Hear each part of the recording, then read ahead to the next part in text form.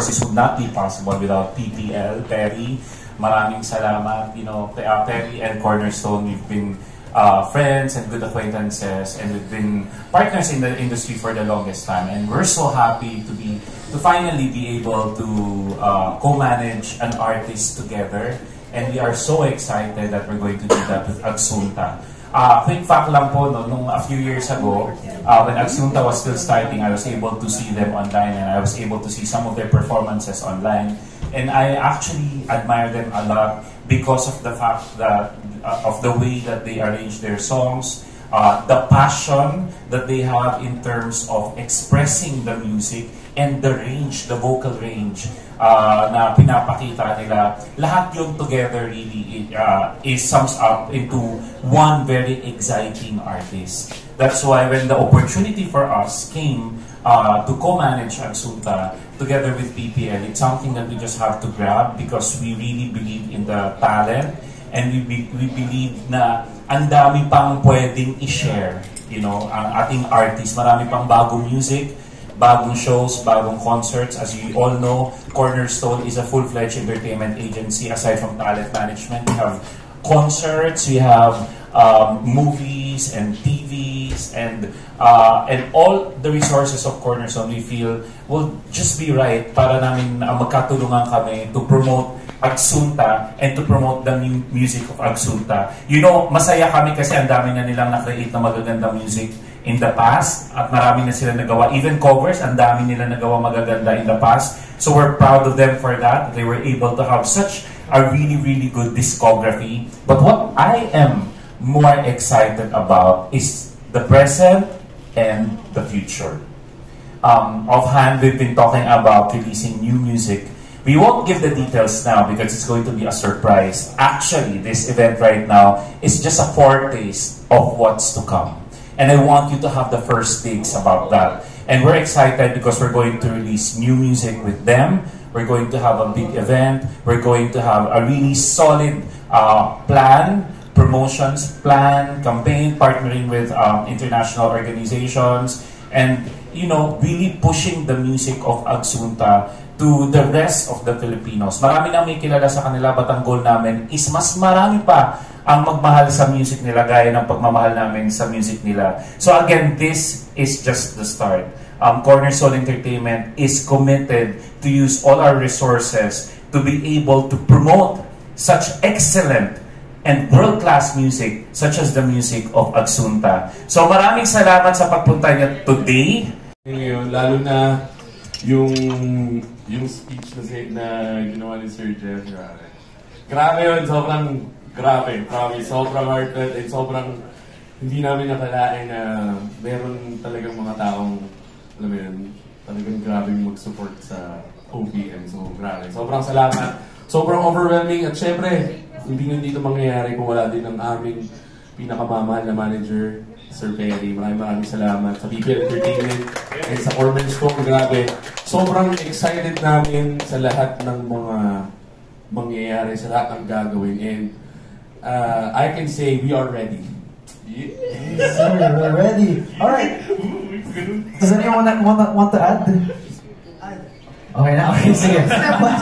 Sabi na. Okay, sige. Ito naman, one last. Practice ko ng mga 10 weeks yun. Okay, ito. What can the fans expect from you guys moving forward after your 10th anniv?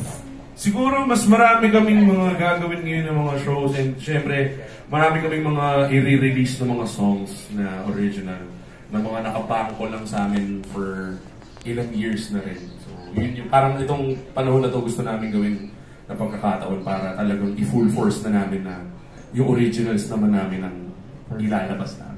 Di ba full force yun? Yes. Ilang million subscriber na, streams na sa Spotify, panimula lang pala. Alright, can we have the press?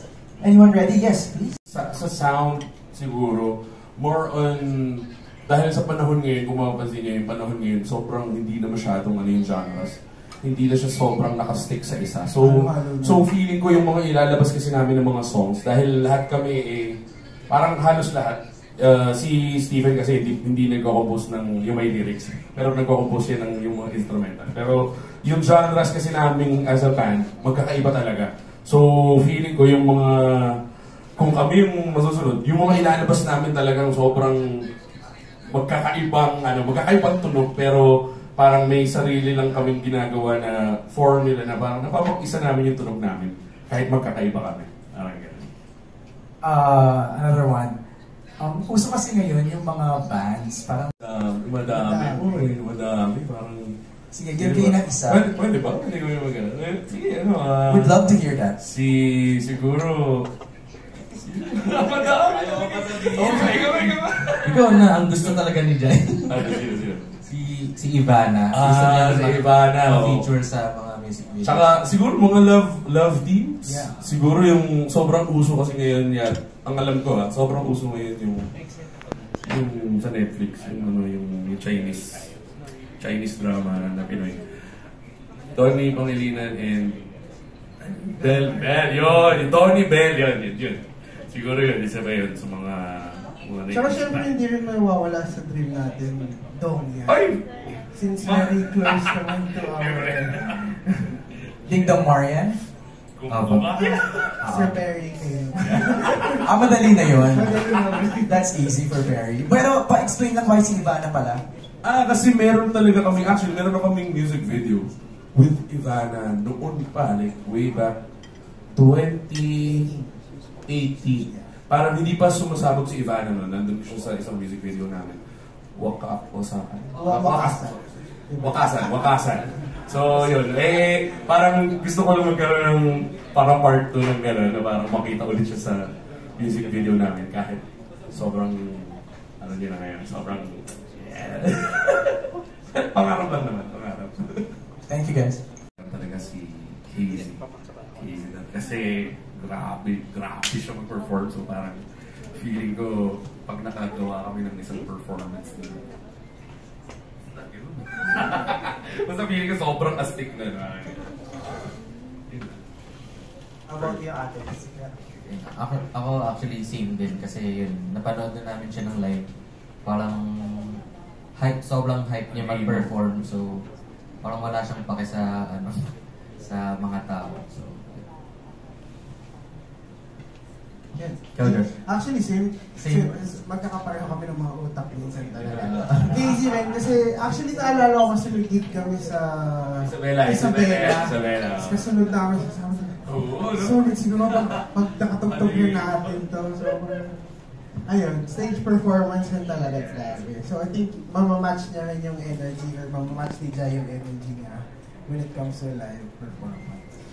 Yeah. 10 years in the industry, ano yung mga learnings ninyo na natutunan? And paano nag-evolve yung music ninyo after 10 years? Siguro mga learnings namin, na siguro dapat mas pumayat kami gano'n. 10 years. 10 years na rin sila sinasabi. Oo nga, 10 years na rin. Pero ayun, siguro, Patience. Yeah, patience and syempre yung pakikisama siguro sa lahat ng tao, especially sa mga pinupuntahan ng mga lugar. Dahil sobrang dami na rin namin napuntahan ng mga iba't ibang lugar and siguro sa tagal namin sa industry, nakita na namin na dapat talagang sa lahat, syempre. Kailangan maging magalang ka sa lahat, maging mabait ka sa lahat kasi you never know who you're talking to, ganun. Siguro yun.